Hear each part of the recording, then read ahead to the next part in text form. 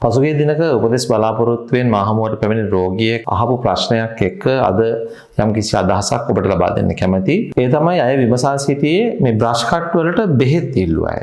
Brush cut කියලා හඳුන්වන්නේ මොකක්ද කියලා මම පැහැදිලි කරන්නම්. මේ රෝගීන් බ්‍රෂ් කට් කියලා හඳුන්වන්නේ මේ දත්වල මුදුනේ එහෙම නැත්නම් විදුරු මහට ආසන්න ප්‍රදේශයේ මේ රූප සටහනේ පේන ආකාරයට දතේ කොටස් අඩු වෙලා තිබෙන අවස්ථාවල එහෙම නැත්නම් කැපිලා වගේ තේරෙනවා දතේ නිකන් නියපොත්තක් දාන්න පුළුවන් විදියට සමහර ලාවට මෙතන පොඩ්ඩක් කැපිච්ච ස්වභාවයක් දැනෙනවා රෝගීන්ට.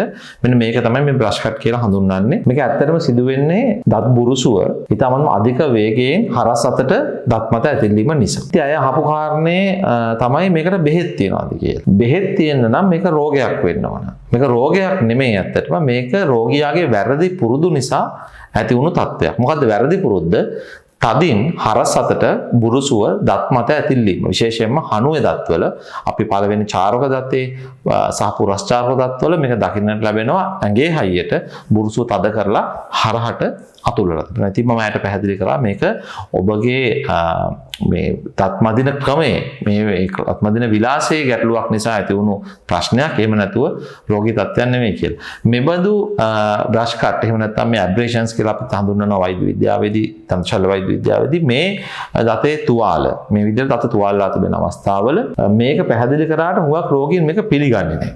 රෝගීන් හිතන්නේ ඔවුන් නිවැරදි ආකාරයෙන් දත් මදිනවා. මේක ඇත්තටම මේ විදුරු මස් දියවීමේ රෝගයක්. එහෙම නැත්නම් වෙනත් හේතුවක් නිසා තමයි මේ දතේ කොටස් අහිමි වෙලා තිබෙන්නේ. ඒ නිසා මේ තත්වයට ප්‍රතිකාර කරාට රෝගියා දැනුවත් කිරීමට හරි අමාරුයි. ඒ වගේම මේ පිළිගන්න රෝගියෙක් වුණත් මේ පුරුද්දෙන් මිදෙන එක තමන් ඉතාමත්ම සිහියෙන් මොකද කාලයක් තිස්සේ පුරුදු වෙලා තිබෙන විදිහට දත් මදින්නේ. මොකක් සිහියෙන් තමයි මේ දත් මදින විලාසය වෙනස් කරගන්න ඕන ක්‍රමය වෙනස් කරගන්න ඕන. කෙසේ නමුත් මේ වීඩියෝෙන් ඔබ දැනගත යුතු දේ තමයි මේ බ්‍රෂ් කට් කියලා හඳුන්වන ඇබ්‍රේෂන්ස් එනතන දතේ මුලේ විදුරු මහ ආශ්‍රිතව තිබෙන මේ ගෙවි යාම ඔබේ බුරුසුව නිසා ඇති වුණු තත්ත්වයක් ඔබ මදින ක්‍රමය නිසා ඇති වුණු තත්ත්වයක්.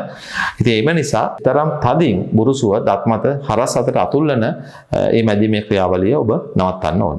දන්තශල්‍ය වෛද්‍ය විද්‍යාව පිළිබඳව මුඛ සෞඛ්‍ය පිළිබඳව දැනුම ඔබට තවදුරටත් ලබා ගැනීමට අවශ්‍ය නම් මෙහි ඩිස්ක්‍රිප්ෂන් එකේ තිබෙන ලින්ක් එක හරහා අපගේ WhatsApp සමූහයට එකතු වන්නට පුළුවන්.